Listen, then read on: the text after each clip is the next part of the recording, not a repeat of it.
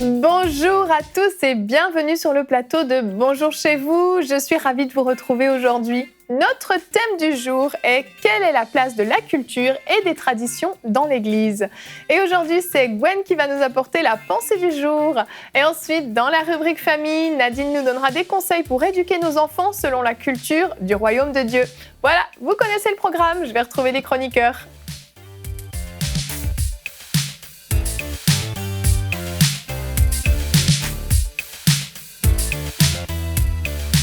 Bonjour à tous. Bonjour Evelyne. Vous allez bien ? Bien.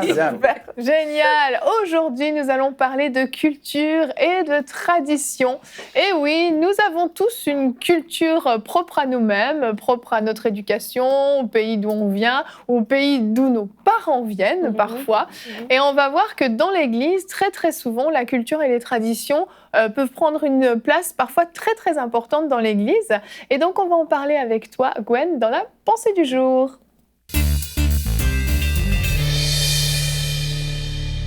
Gwen, le formidable titre de ta pensée est « La culture, c'est comme la confiture, .. ». Tout à fait, Evelyne.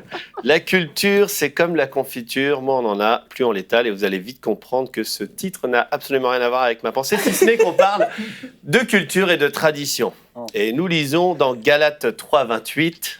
Annabelle aime mon introduction. « Il n'y a plus ni juif ni grec, il n'y a plus ni esclave ni libre, il n'y a plus ni homme ni femme, car tous vous êtes un en Jésus-Christ. » Et dans ce verset, on peut d'ores et déjà comprendre que l'évangile ne s'adapte pas ni à l'origine, ni à la culture d'une personne, ni à sa position sociale, ni même au sexe de cette personne. Autrement dit, l'évangile ne s'adapte pas au monde, mais le monde s'adapte à l'évangile. Donc il n'y a plus ni juif ni grec, ni basque, ni breton, ni suisse, ni ce que vous voulez, ni québécois.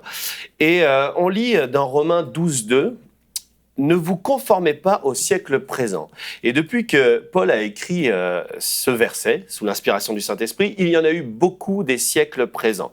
Alors pourquoi je dis ça ? Je dis ça parce que tout au long de l'histoire, la culture et la tradition se sont immiscées dans la saine doctrine de l'Évangile et ça a mené parfois beaucoup de dérives. Et aujourd'hui, on veut examiner de plus près les dangers de la tradition et de la culture dans l'Église. Alors, premier danger, et qui n'est pas des moindres, c'est l'aspect doctrinal. Je me souviens avoir échangé avec une personne pour qui la parole de Dieu, donc la Bible, était aussi importante que la tradition. Pourtant, la Bible nous dit que notre foi vient de ce qu'on entend, et ce qu'on entend, c'est la parole de Jésus-Christ. Je me souviens aussi avoir entendu dans la communauté manouche, tzigane, des gens qui priaient et dans leur prière, ils disaient « Barodevel ». Et j'entendais ça, j'ai entendu ça pendant très longtemps. Il y avait beaucoup de tziganes. D'ailleurs, on vous salue parce qu'on ne pense pas assez à vous. Et si vous nous suivez ici sur Bonjour chez vous, sachez qu'on vous aime beaucoup. Donc, j'entendais ce mot-là, « Barodevel », et puis je me disais, j'ai fait des recherches pour savoir ce que ça voulait dire. Et en fait, c'est affilié à la mythologie tzigane. Donc là encore, on est dans une culture qui amène les gens à faire des choses, à prier d'une certaine manière et à dire ce Barodevel, sauf que c'est de la mythologie tzigane et donc c'est du mysticisme. J'ai travaillé pendant plusieurs années avec des Sud-Africains et ils se disaient chrétiens évangéliques et croire en Dieu, etc. Mais ils associaient à leur foi le culte aux ancêtres et la révérence aux ancêtres. Donc ça aussi, c'est du mysticisme. J'ai connu même dans ma propre famille des gens qui ajoutaient à leur foi en Jésus-Christ les médaillons, les chapelets, le culte des saints, etc. Et ça s'appelle, selon la parole de Dieu, de l'idolâtrie. Et on sait aussi qu'en Afrique, il y a beaucoup de rites, de rituels traditionnels, et que ça a une place importante, comme le sacrifice des animaux, les tatouages, les incisions, les vêtements, etc. Et ça, c'est aussi encore de l'idolâtrie. Et Jésus va nous dire que la vie est plus que la nourriture et le corps plus que le vêtement. Il y a beaucoup de gens qui attachent de l'importance à ce genre de choses et ça provient de leur culture et de leur tradition. Et on devrait se rappeler que la parole de Dieu devrait toujours être le centre de ce que nous croyons, de notre doctrine. La parole de Dieu devrait toujours être au centre. Et dans Romains 10, 17, on disait ce que je disais tout à l'heure, ce verset qui dit que je ne sais plus ce qu'il dit, le verset qui dit que ce qu'on entend vient de la parole de Christ. Notre foi vient de ce qu'on entend, et ce qu'on entend, c'est la parole de Dieu. Voilà. Le deuxième danger, c'est le communautarisme. Et ça, c'est un danger que je trouve assez grave dans l'Église. On parle ici d'Église où la communauté se fait plus sentir que l'Évangile lui-même. Et puis, j'ai été interpellé en écoutant un de nos amis, le pasteur Papicho Akewa, qui est pasteur en région parisienne et qui disait lors d'une de ses prédications, « Je n'ai pas quitté mon pays, à savoir le Congo, pour gagner des gens de mon pays. L'Église devrait refléter l'endroit où elle se situe et avoir les portes ouvertes pour quiconque croit. » Amen. La deuxième chose, c'est que j'ai connu un frère qui était d'origine africaine, dont la mère refusait qu'il se mariasse, non, ça se dit pas, qu'il se marie un jour avec une femme blanche. Alors sachez que le racisme, c'est un péché, et que deuxièmement, lorsque vous agissez d'une telle manière, lorsque vous avez de telles prédispositions de pensée, vous pouvez même anéantir les plans de Dieu pour votre enfant si vous ne voulez pas qu'il se marie avec une blanche ou que votre fille se marie avec un noir, etc. C'est du racisme, mais en plus, ça s'oppose au plan de Dieu. Et donc, je voudrais dire aussi que l'Église est un centre cultuel et non un centre culturel. Donc, vous courez un grave danger à faire croire aux gens qu'ils sont sauvés parce que ce qu'ils aiment chez vous, c'est peut-être l'aspect socio-culturel que l'Église développe, et ils y viennent fidèlement chaque année et n'ont jamais accepté le Seigneur. Il y a des coutumes, des traditions, des héritages culturels dont beaucoup ont du mal à se séparer, et pourtant ils sont parfois contraires aux principes divins. On devrait toujours revenir à la saine doctrine, à la parole de Dieu dans nos vies. C'est la parole de Dieu qui devrait vraiment qui devrait cadrer notre vie spirituelle. Et si nos rites, notre façon de penser, notre héritage, la culture de notre pays, je pense à la Polynésie, je pense à la Nouvelle-Calédonie, où il y a beaucoup de chrétiens, mais qui mélangent leur foi chrétienne à des choses qui viennent de leurs ancêtres, de leur culture, eh bien, vous courez là un grave danger. Donc, revenez vraiment à la saine doctrine. Et 2 Corinthiens 5, 17 nous dit « Si quelqu'un est en Christ, il est une nouvelle créature. Les choses anciennes sont passées. Voici, toutes choses sont devenues nouvelles. Donc, soyez renouvelés dans votre intelligence par rapport à la parole de Dieu uniquement. » Soyez bénis. Merci beaucoup, Gwen, pour cette excellente pensée du jour qui nous rappelle les choses de base, mais qu'on oublie malheureusement souvent. Parce que c'est vrai, qui on est souvent défini par notre tradition, notre héritage, en fait, que nos parents nous ont transmis, notre culture par rapport à notre pays, etc. Et on oublie que justement, ce verset que tu as cité à la fin, que toutes choses anciennes sont passées et toutes choses sont devenues nouvelles. On est devenus des nouvelles créatures, et il y a des versets qui disent qu'on est devenu citoyen du royaume des cieux. Donc, on n'est plus citoyen d'un pays, d'un continent, etc. On est citoyen du royaume des cieux. Même plus sur cette terre, on est à l'étage au-dessus. On est citoyen du royaume des cieux. Et donc, des citoyens d'un pays doivent adapter la culture d'un pays. Et là, c'est pour ça qu'on entend souvent parler de la culture du royaume.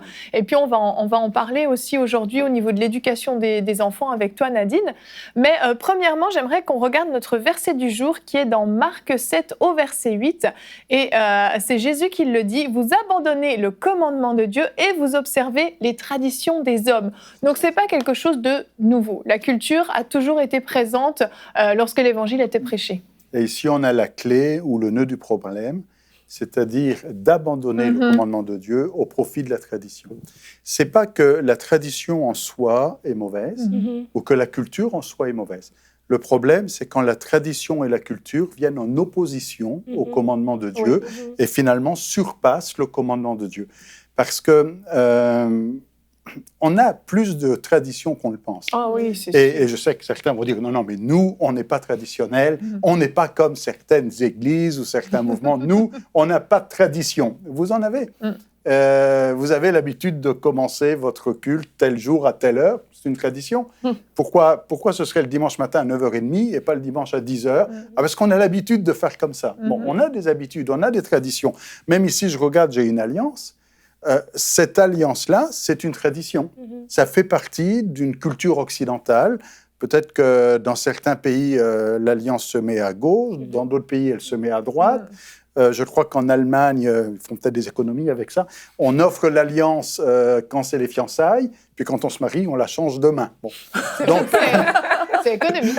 C'est économique, il n'y a qu'une seule bague. Mais ça, c'est très culturel. Tout à fait. Mais cette culture-là n'est pas mauvaise parce qu'elle ne va pas contre le commandement de Dieu, mais au contraire, elle rappelle l'importance, le côté sacré du mariage, et on veut affirmer ces choses.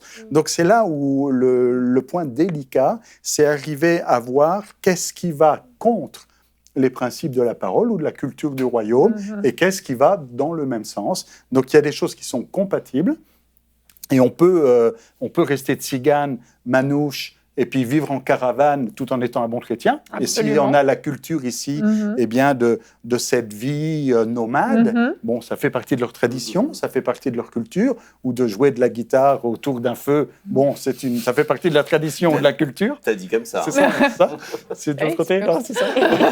On est du bon côté. Là qui joue comme ça. Mais ça fait partie d'une bonne tradition, et il n'y a rien d'incompatible. Mais le problème, c'est quand la culture vient, eh bien, à l'encontre du royaume de Dieu. Exactement.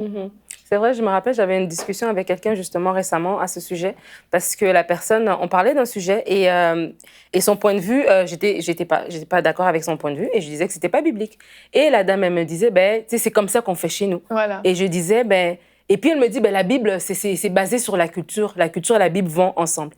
J'ai dit, oui, c'est vrai que dans certaines cultures, il y a des choses qui se retrouvent dans la Bible. Par exemple, le principe d'honorer ses parents, c'est un principe qui est culturel à beaucoup de régions, et c'est dans la Bible. Mais il y a aussi le principe du pardon dans la Bible, qui ne va pas se retrouver dans certaines cultures où est-ce que ben, si une femme a fait ceci, ben, on la chasse, et puis bon, on est très intransigeant. Alors je dis, ben non. Et c'est là qu'en tant que chrétien, on est confronté un peu à ce que ce verset dit. Parce que des fois, on va dans le même sens, et la Bible va dans le même sens que dans notre culture, et ça ne nous confronte pas. Mais quand on arrive dans des choses spécifiques, où maintenant la parole de Dieu vient nous dire que maintenant, ce que vous faites n'est pas bien, ou c'est contraire. Et si on a maintenant cette lutte où est-ce qu'on veut mettre de l'avant notre culture et non ce que la parole dit, c'est là maintenant que ça doit nous interpeller pour voir que, ben oui, je suis plus attachée à ma culture que je ne le pensais. Et puis, il faut avoir aussi la conscience qu'en fait, il peut y avoir un conflit entre la culture et la parole de Dieu. Parce que quelquefois, on n'en a même pas conscience, parce qu'on est tellement rattaché à notre culture, et c'est inséré dans notre façon de penser, et tout le monde autour de nous pense de cette façon. Donc, notre façon de penser, notre mentalité va d'abord partir de la culture. Nous, c'est comme ça qu'on fait. C'est comme ça que ça se passe chez nous. C'est ce que j'ai toujours vu ma famille faire, mes parents, ma communauté. Mais c'est en tant qu'enfant de Dieu de se dire et de se mettre devant Dieu, il y a une culture supérieure à la culture du royaume des cieux. Je suis citoyen du royaume de Dieu. Montre-moi. Et c'est d'avoir aussi ce réflexe de casser la tradition, justement, en allant vers la parole de Dieu. Ok, je vois que c'est compatible, il n'y a pas de souci, c'est bien, c'est une richesse, on peut fonctionner comme ça, mais je vois que c'est pas compatible avec la parole de Dieu. Et on voit là on a lu le verset du jour, mais dans Matthieu 15, c'est plus ou moins la même chose, mais mis à l'envers, c'est vous annulez la parole de Dieu au profit de la tradition des hommes. Et c'est qu'en fait, lorsque la culture est opposée, comme tu le disais, à la tradition des hommes, elle est juste annulée, parce qu'on peut pas ça peut pas fonctionner ensemble. Soit on va choisir dans ces cas-là la culture, la tradition, soit on va choisir la parole de Dieu. Mais si on choisit la tradition, à ce moment-là, la parole de Dieu est vraiment annulée, avec tout ce qu'elle comporte de bon, de vie et de bénédiction. Et c'est là que c'est regrettable de faire ce choix de la culture, parce qu'on fait comme ça chez nous, en fait. Exactement. Et puis, on voit dans certaines églises, on a un petit peu ce problème d'église culturelle, comme tu en as parlé dans ta pensée, hein, Gwen. Tu citais le pasteur Papicho, c'est ça? Ouais. Papicho, qui a dit quelque chose de très sensé, en fait, qui explique qu'il n'est pas parti du Congo pour gagner des Congolais à Christ. Parce que c'est vrai que s'il voulait gagner des Congolais à Christ, il serait resté au Congo, effectivement. Oui. Ça ne veut pas dire que les Congolais ne sont pas le bienvenu dans son église. Ça veut dire qu'une église doit rester ouverte, en fait, à tous. Et quand on arrive dans ton église, est-ce qu'on se sent le bienvenu ou est-ce qu'on se dit, oula, ça c'est une église congolaise, ça c'est une église, je sais pas, ivoirienne, ça c'est une église de blancs, ça c'est une église suisse, ça c'est une église ci. Une église de jeunes, une église de vieux. Aussi, ça c'est vrai, il y a aussi ça. Mais justement, essayer d'être une église pluriculturelle où n'importe qui peut se sentir bien et qu'on va voir un blanc parler avec un noir, avec une asiatique, avec un ci, un ça, avec un mélange en fait, parce que justement... Genre quand Gwen, il nous parle quoi. À l'église, c'est fort. Et que moi, je vous parle, si on est trois, tu vois. Ouais. Mais où il y a justement on se sent bien, peu importe en fait avec qui on est, parce qu'on a dépassé ce stade de juste la culture, la tradition fait que on doit rester ensemble de cette façon-là. Et puis il faut faire les choses de cette façon-là, parce qu'au pays on faisait les choses de cette façon-là, il faut les faire de cette façon-là. Être attaché vraiment à sa culture, des fois, ça peut nous faire marcher dans une désobéissance complète. Tout à l'heure, je parlais de ce frère-là et du mariage. Je me dis, mais si Dieu a prévu telle et telle personne, tu coupes complètement ta destinée. Ou bien, je choisis d'aller dans telle église parce que c'est une église haïtienne, parce que je suis haïtien, etc. Sans obéir au Saint-Esprit, c'est une désobéissance et ça peut avoir des conséquences graves sur des répercussions sur toute notre vie. Et puis, puisque je disais tout à l'heure concernant, oui, les églises où c'est culturel et les gens, ils vont et ils pensent qu'ils sont sauvés. C'est vrai. Ça, c'est terrible parce que les gens, ils viennent fidèlement et puis finalement, ils ont juste adhéré à un club d'église, un club qui ressemble à une église, mais ils n'ont jamais donné leur vie au Seigneur. Ils y trouvent juste quelque chose qui ressemble à leur culture et c'est pas que les cultures africaines, c'est aussi les cultures québécoises, c'est les cultures calédoniennes, c'est toutes ces choses-là et c'est terrible. Il faut vraiment que l'évangile soit le centre, la parole soit le centre de ce qu'on prêche dans l'Église. Donc la culture, oui, voilà, si elle va avec les Écritures, c'est bon, mais si elle s'oppose ou si elle empêche de marcher dans la culture du royaume, il faut vraiment la délaisser. Et souvent, il y a des pressions, hein, tu sais, dans les familles comme ça, il y a des pressions où les gens tu renies qui tu es, en fait. Si tu renonces à certaines choses, tu renies ton identité, tu renies ta famille, tes origines, et c'est lourd. Mais j'aimerais quand même dire, la culture, souvent, c'est beau et c'est riche, et c'est ce qui va donner... c'est ce qui va donner aussi de la couleur. La couleur va s'en parler, d'accord. Mais qui va faire que, il va y avoir différentes expressions. Différentes expressions. Et c'est ce qui amène aussi la richesse. Et parce c'est pas mal en soi, donc on veut pas non plus détruire la culture. C'est un peu comme la personnalité. Oui. On est tous différents, on amène des choses différentes. Mais après, il faut que notre personnalité soit sanctifiée. Et c'est pareil pour la culture. On peut pas se permettre, comme dans notre caractère, moi je suis comme ça, je change pas. Et la culture, c'est ma culture, je change pas. Ça doit rester une richesse, mais qui ne peut pas s'opposer à la parole de Dieu et ni à la culture du royaume de Dieu. Et dans tous les cas, ça doit être sanctifié. En fait. Absolument, c'est ça. Je crois que vraiment, ce qu'il faut se souvenir, c'est ce point dont on a parlé par rapport au verset du jour, c'est est-ce que ça va à l'encontre de ce que la parole de Dieu veut? Est-ce que ça nous ferme pour être ouvert à d'autres personnes, à ce que l'évangile soit entendu par d'autres personnes d'une culture différente? Donc, c'est vraiment le point central. Et il y a un autre domaine dans lequel la culture influence beaucoup, c'est au niveau de l'éducation. On va en parler avec toi, Nadine, dans la rubrique famille.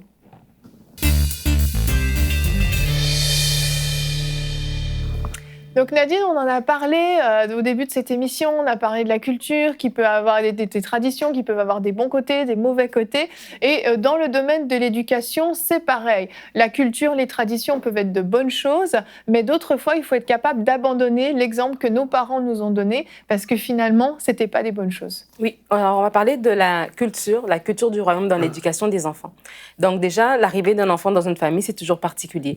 Il y a des personnes qui attendent, certains parents accueillent leur enfant au bout de plusieurs heures de labeur dans la salle d'accouchement, d'autres au bout d'un long processus d'adoption. Certains ont planifié avoir leur enfant, d'autres, c'est la vie qui leur a surpris. Mais peu importe, quand je crois que chaque parent, à un moment donné, ça a regardé son bébé, s'est posé la question, est-ce que je serai à la hauteur? Est-ce que je serai un bon parent? Est-ce que je saurai instiller dans cet enfant des bonnes valeurs pour qu'il devienne un adulte épanoui et heureux? Et c'est une grande responsabilité de devenir parent. Et quand on devient parent, on réalise très rapidement notre bagage culturel. On réalise rapidement que quand vient le temps d'éduquer l'enfant, quand il est bébé, c'est encore facile, mais quand il a 2 ans, 3 ans, 4 ans, qu'il grandit et qu'on doit l'éduquer, on se rend compte qu'on a un bagage culturel qu'on apporte dans l'éducation de nos enfants. Oui. Et ce qui est drôle, c'est que même les couples où les époux sont très, très similaires, ils vont se rendre compte qu'ils ont des différences. Parce que chacun, forcément, vient d'une culture différente ou ne fût-ce que vient d'une famille différente, donc a déjà un bagage différent. Et donc, des fois, il y a des personnes qui veulent absolument reproduire le schéma familial. Chez nous, on faisait comme ça et je vais faire comme ça avec mon enfant. Il y a d'autres personnes qui veulent absolument pas reproduire le schéma familial. Ma mère faisait ça, je me suis jurée, je ne ferai jamais. Et il y a d'autres personnes qui se retrouvent malgré eux à reproduire les choses des générations d'avant, qui des fois même qui n'aimaient pas, mais qui se retrouvent à reproduire.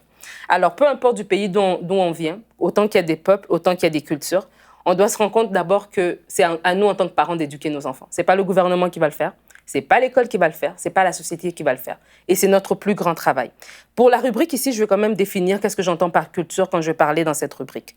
La définition que je vous donne de la culture, c'est un ensemble des phénomènes matériels et idéologiques qui caractérisent un groupe ethnique ou une nation, une civilisation par rapport à un autre groupe ou à une autre nation. Donc, on peut dire, par exemple, la culture occidentale. Donc, les synonymes, dans le cas de la rubrique ici, quand je dis culture, je parle des coutumes, des mœurs, des traditions, mais dans le sens vraiment d'un pays à l'autre, d'une nation à l'autre. Alors, on va aller tout de suite dans la Bible. Dans Proverbe 22, au verset 6, ça dit « Instruis l'enfant selon la voie qu'il doit suivre, et quand il sera vieux, il ne s'en détournera pas. » Donc, la première chose que je veux dire, c'est qu'il est à notre avantage en tant que parents, et il est à l'avantage de nos enfants de les élever dans les voies de Dieu. La Bible a dit « instruis l'enfant ». Donc, instruire, c'est enseigner. Enseigner, c'est répéter. La répétition, c'est la mère de l'enseignement. C'est instruire, donc ça veut dire que l'enfant n'est né pas avec ces caractéristiques-là. Ce n'est pas inné en lui. Nous, en tant que parents, devons déposer ça dans le cœur de l'enfant. Et instruire selon la voie qu'il doit suivre. C'est une seule voie. Et cette voie, c'est Jésus. C'est la seule voie qui mène au Père. C'est le chemin, la vérité et la vie. Ce n'est pas la voie de la culture. Ce n'est pas la voie de la mode. Ce n'est pas la voie de ce qui est populaire. Ce n'est pas la voie de ce qui est in. En ce moment-là, c'est la voie du Seigneur. Et si on élève nos enfants, on éduque nos enfants dans les voies de Dieu, on s'assure qu'ils auront un avenir glorieux parce qu'ils auront les principes bibliques en eux.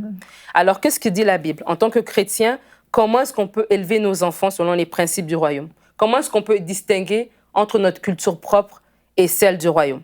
Déjà, quand on est né de nouveau, on doit comprendre que ce n'est plus les principes de nos cultures qui nous dirigent. Gwen a parlé dans son intervention que vous pouvez être un couple et puis vous êtes un couple interculturel de 2 pays différents, de 2 cultures différentes. Et ce n'est plus les différentes cultures qui nous régissent pour dire okay, est-ce que ce comportement-ci est bien ou pas. Ce sont les choses de Dieu que nous devons considérer, la parole de Dieu.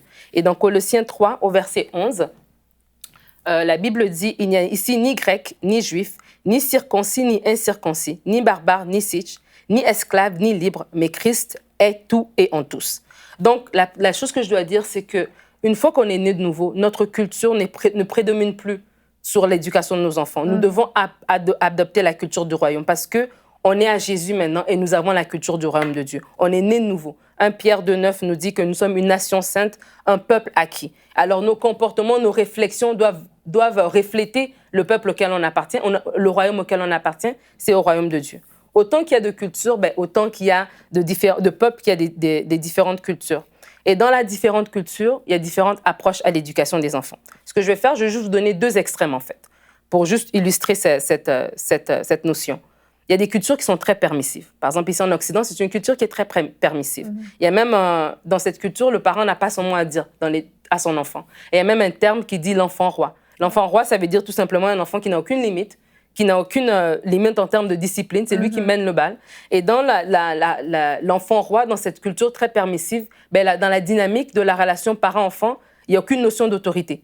Même si le parent est l'adulte, mais il est toujours, il est comme égal à son enfant, il n'a aucune autorité, aucune discipline sur la relation parent-enfant. Mais alors, il y a un autre extrême. Il y a des cultures où c'est tellement rigide, l'éducation elle est tellement rigide, la culture est tellement rigide que l'enfant n'a pas son mot à dire. Il est éternellement enfant, même s'il devient adulte. Il doit obéir à ses parents au doigt et à l'œil. Et dans cette culture-là, c'est la notion, tant que tu vivras sous mon toit, tu feras ce que je te dirai. Parce que je t'ai mis au monde, je dicte ta vie. Et dans cette dynamique, c'est le contraire. Il n'y a aucun dialogue. Le dialogue est peu ou pas présent. Donc, on est dans une culture laxiste où est-ce qu'il n'y a pas de discipline. Après ça, il y a une culture tellement rigide où il n'y a pas de dialogue. Et les 2 sont mauvais. Oui. Alors, que dit la Bible en matière d'éducation? On va lire dans Éphésiens 6, versets 1 à 4. Ça dit ceci. « Enfants, obéissez à vos parents selon le Seigneur, car cela est juste. Honore ton père et ta mère, c'est le premier commandement avec une promesse, afin que tu sois heureux et que tu vives longtemps sur la terre. Et vous, pères, n'héritez pas vos enfants, mais élevez-les en les corrigeant et en les instruisant selon le Seigneur. » Alors, le 3e point que j'aimerais faire, c'est qu'il y a un type de correction dans le Seigneur. Et cette correction, elle vient pour instruire et non punir. Il y a des parents, des fois, qui vont utiliser le proverbe 22:15 qui dit que la folie est attachée au cœur de l'enfant et c'est la verge de la correction l'éloignera de lui. C'est le verset préféré d'Aurélie Tchatchou. Qui n'a pas d'enfant? Concernant les enfants. Hein. Pas Les enfants des dans la autres. Bible. Ouais.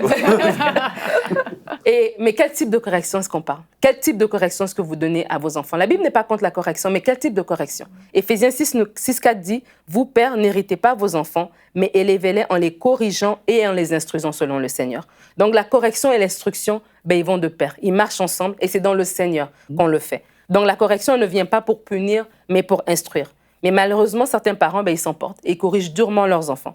Ils passent sur leur enfant leur propre frustration, leur colère du moment, et je dirais qu'ils exercent même un rapport de force déraisonnable entre l'adulte et l'enfant, en se disant, moi aussi, on me l'a fait, j'ai survécu, ou bien même moi, ça m'a aidé à grandir comme il se doit. Mais il y a un temps pour tout. Et quand vous êtes appelé à corriger votre enfant, posez-vous la question vous-même. Est-ce que la correction est adaptée à l'âge de mon enfant? Est-ce que cette correction vient pour punir ou pour instruire? Est-ce qu'elle va porter du fruit? Ou bien je vais juste brimer, blesser, frustrer mon enfant?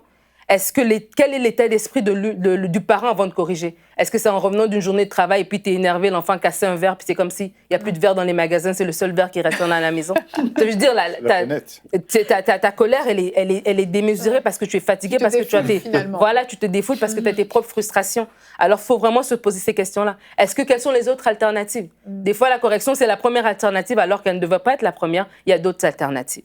Et puis, après un certain âge aussi, le dialogue est la meilleure des corrections, en fait. Parce qu'après un certain âge, si après un certain âge, l'enfant n'a toujours pas compris certains principes, alors c'est peut-être du côté du parent qui a matière à révision. Amen. Qu'il est stupide.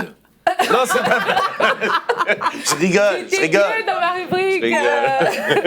Merci pour ton intervention pertinente dans la rubrique famille. Mais de rien, Yveline. Poursuivons. Alors, je veux vous inviter en tant que parents d'être justes et équilibrés. Évitons les extrêmes dans l'éducation de nos enfants. Ne soyons pas comme le sacrificateur Élie, qui était tellement souple avec ses fils, tellement laxiste, qu'à la fin, ils sont morts, tous les trois. Ou ne soyons pas... lui, pas à cause de ça, mais bon, vous comprenez ce que je veux dire. Ou bien ne soyons pas trop rigides, comme le roi David. Lorsqu'Absalom vient le rapporter ce qui s'est passé avec Tamar, David a été très rigide. Il n'a même pas permis à Absalom d'en parler. Qu'est-ce qui s'est passé plus tard? Il a récolté une rébellion sans précédent dans sa famille. Donc vraiment, soyons justes. Et quelle est la culture du royaume, justement? C'est la culture avec laquelle nous devons élever nos enfants. Dans la Galates 5, 22, 23, on parle du fruit de l'esprit. On parle de la douceur, de la bienveillance, de l'amour. Et c'est ça, ces choses-là que nous devons apprendre à nos enfants. Apprendre à être des agents de paix, apprendre à parler avec respect, à nous en tant qu'adultes, mais à leurs amis de l'école. Apprendre à marcher dans la paix, à marcher dans la bienveillance. Et c'est ça la culture du royaume. La culture du royaume, elle met en avant l'amour comme ingrédient clé. L'amour de Dieu et l'amour du prochain. L'amour parce qu'on aime, on respecte. Parce qu'on aime, on prend soin, on chérit. Parce qu'on aime, on pardonne. Parce qu'on aime, on donne un cadre propice à l'épanouissement. Et de la même manière, Dieu nous aime, il prend soin de nous, il nous pardonne, il nous donne un cadre propice. Et même quand il nous amène à délaisser certaines choses, il nous aimante, c'est pour qu'on porte plus de fruits. Pas pour nous punir et nous casser, mais c'est pour qu'on porte plus de fruits. Il est exigeant, mais c'est dans l'amour. Et c'est dans ces principes-là que nous devons éduquer nos enfants. Et je vais vous laisser avec ces paroles qui disent, de Éphésiens 2:10, je l'ai paraphrasé, mais ça dit en fait qu'on est tous porteurs d'un destin. On a tous des choses que Dieu a préparées d'avance pour que nous les pratiquions. Et nos enfants ont des destins en eux. Et nous, en tant que parents, c'est à nous de donner ce cadre propice, de ne pas être tellement rigide qu'on tue la semence, ou être tellement laxiste, tellement indulgent qu'on ne donne aucun cadre pour que cette semence puisse porter du fruit. Alors, je vous encourage à être diligent et sage. Et je vous laisse avec ce verset qu'on a commencé dans Proverbe 22:6. Instruis l'enfant dans les voies qu'il doit suivre, et quand il sera grand, il ne s'en détournera pas. Merci beaucoup, Nadine. Ça donne envie d'éduquer des enfants. Je trouve qu'on entend une rubrique comme ça. Surtout mon intervention. Surtout ton intervention. La culture de l'humour. Faut peut-être l'abandonner, celle-là. Non, Gwen, ne l'abandonne surtout pas. C'est faux. Reste drôle. Non, mais moi, j'étais vraiment inspiré par ce que disait Nadine. Je trouvais ça très équilibré. Amen. Parfait. Il faut avoir la capacité de prendre du recul. On parle de culture et des fois on a l'impression que ça concerne que les autres. Mais c'est justement quand on change de pays, et puis certains sont toujours dans le même village depuis des années et n'ont jamais quitté leur village ou d'autres leur ville ou leur pays. Mais quand on change de pays, on a un regard différent sur le pays d'où on vient. Et on voit justement les décalages. Et on dit, ah, ici on fait comme ça, là-bas on faisait comme ça. Et on voit les effets en disant, bon, il y avait quelque chose de culturel. Oui. Et après on dit, bon, ici c'est différent. C'est pas forcément mieux ou c'est pas forcément moins bien. Et on voit ça. Mais il faut arriver à prendre ce recul. Et au moins, si cette émission peut servir à ça, tant mieux. À arriver à sensibiliser, de dire, bon, qu'est-ce qui influence mes choix, mes décisions, ma manière d'élever mes enfants? Et en fait, il faut se poser la question, pourquoi? Pourquoi est-ce que je fais ça? Pourquoi est-ce qu'on fait comme ça dans l'Église? Pourquoi est-ce que je fais ça avec mes enfants? Est-ce que je le fais parce qu'on a toujours fait comme ça? Parce qu'on m'a toujours dit de faire comme ça? Parce que j'ai toujours vu comme ça, ça marchait comme ça? Mais il faut être capable de se dire, ben non, je fais ça parce que eh bien, c'est ce que je lis dans la Bible, c'est ce que je comprends de l'enseignement de la parole de Dieu, c'est ce que je crois être bon pour l'éducation de mes enfants. Quoi. Il faut être intentionnel et être capable donc d'avoir cette sensibilité. On parle de la culture du royaume, mais il faut l'identifier en disant c'est quoi? Est-ce que je fais bien? Donc avoir régulièrement un peu une introspection, une remise en question et une évaluation. Ce que disait David, hein, regarde Seigneur si je suis sur une mauvaise voie, puis corrige-moi si je suis sur la mauvaise voie.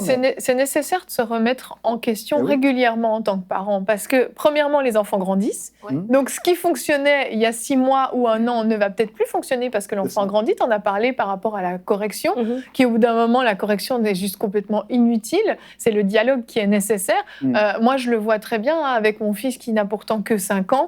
Ça sert absolument à rien que je le punisse à tour de bras, que je le corrige à tour de bras, ça sert absolument à rien. C'est la communication avec lui. Je lui explique, je lui permets de réfléchir, on dialogue, et puis ça fonctionne très bien comme ça.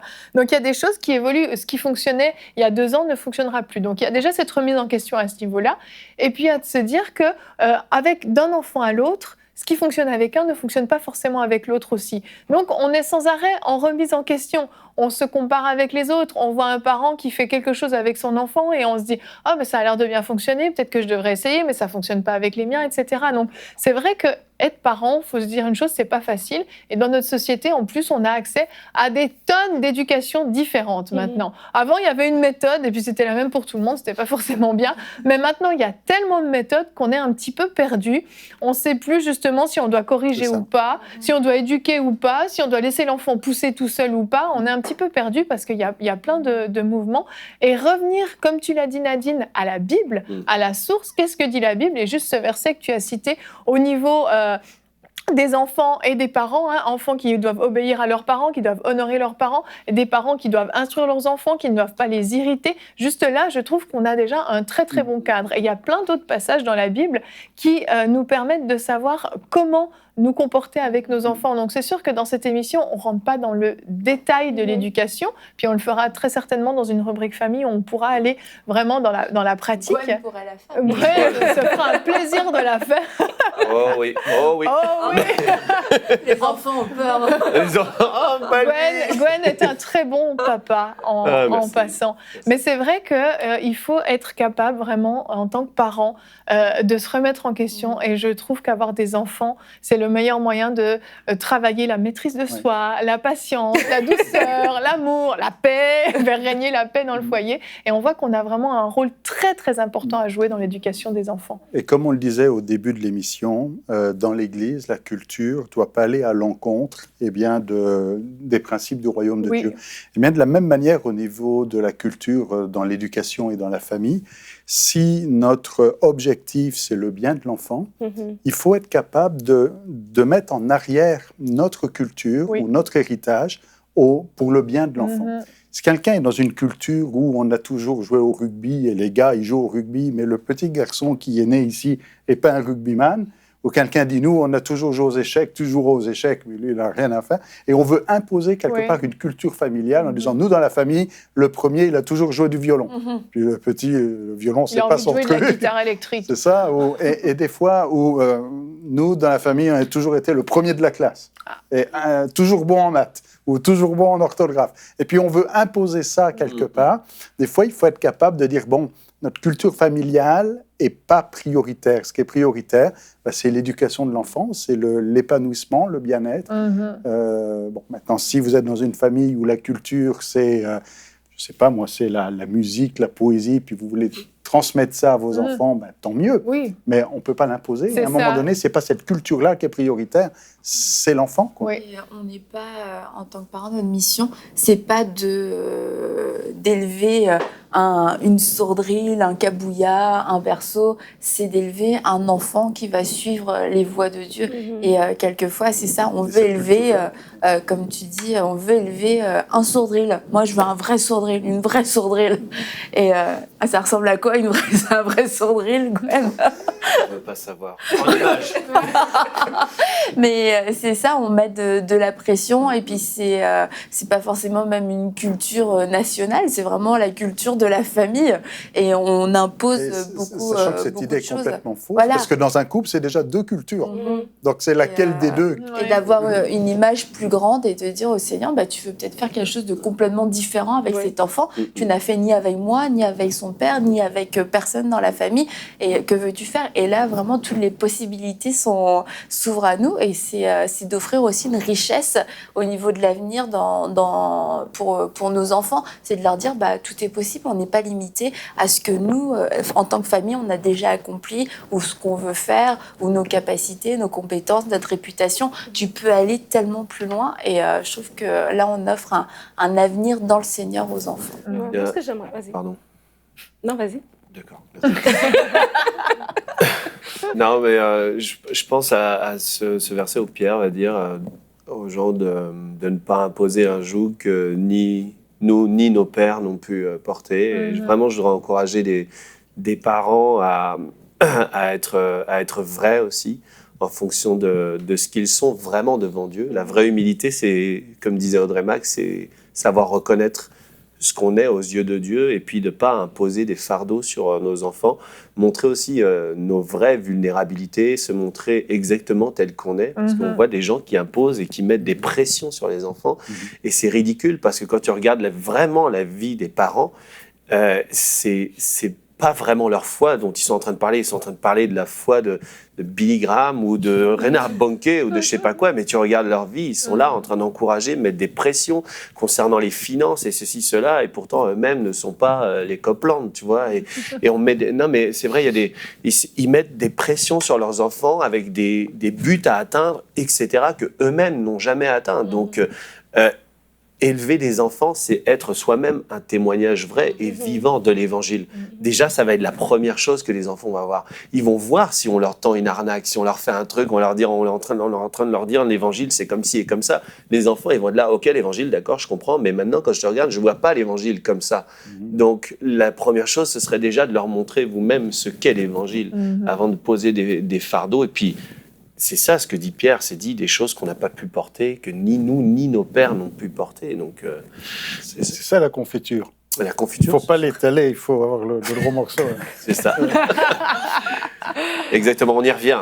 On boucle la boucle. Nadine, tu voulais ajouter quelque chose? Mon petit point avant de terminer. C'était juste pour encourager les parents parce que je sais que des fois, quand on est nouvellement parent, on découvre, on va à la découverte en fait avec l'éducation de nos enfants et ça peut être une pression des membres pour dire maintenant il faut que cette culture-là soit maintenue parce que nous on vous a élevé et ça a marché. Et bien là toi tu n'as rien, tu vas dans l'inconnu et ça peut être tentant de ramener ces choses-là, d'écouter la tante, la mère, la cousine, l'oncle qui veut mettre cette pression de culture. Mais parce que vous êtes né de nouveau, je vous encourage à écouter la parole. Et Dieu, si vous élevez vos enfants selon les principes de Dieu, vous n'allez pas perdre. Vous n'allez pas perdre. À court terme, ça a l'air... Tu sais, moi, je me rappelle, par exemple, un jour, mon bébé pleurait quand elle était bébé, puis on me disait, il faut la laisser pleurer jusqu'à ce qu'elle se fatigue. Mais moi, je voulais pas. Je voulais la prendre dans mes bras. Je sais qu'elle avait besoin que je la porte. Oui. Peut-être qu'à court terme, j'ai eu un bébé qui avait toujours besoin que je la porte, mais après ça, j'ai eu une enfant qui était affectueuse. J'ai développé d'autres choses, mais parce que j'ai dans mon cœur, j'ai senti que le Seigneur me demandait pas de la laisser pleurer jusqu'à ce qu'elle se fatigue. Il demandait à ce que je la prenne dans mes bras. Donc, c'est juste cette nuance que je voulais rajouter. Vraiment avoir conscience que ce qu'on va déposer dans la vie des enfants dès leur plus jeune âge, c'est ce qui va former aussi leur caractère, leur personnalité de plus tard. Et est-ce qu'on veut que ce soit des personnes qui soient dures, qui soient renfermées, qui ne refusent toute faiblesse de leur part et de la part des autres, ou est-ce qu'on veut justement en faire des enfants qui sont remplis de compassion, d'amour, de force, de courage et de foi. Donc c'est une grande responsabilité, mais on a la grâce d'avoir le Saint-Esprit pour nous aider. Donc chers parents, je vous encourage vraiment à faire un allié du Saint-Esprit dans l'éducation de vos enfants. Il peut vraiment vous surprendre en vous donnant des stratégies extraordinaires. Merci Nadine pour cette super rubrique famille. On se retrouve demain. Notre thème sera « Tu as besoin des dons spirituels » et nous aurons un conseil du coach avec notre invité Audrey Mac. Merci de nous avoir suivis et bonjour chez vous.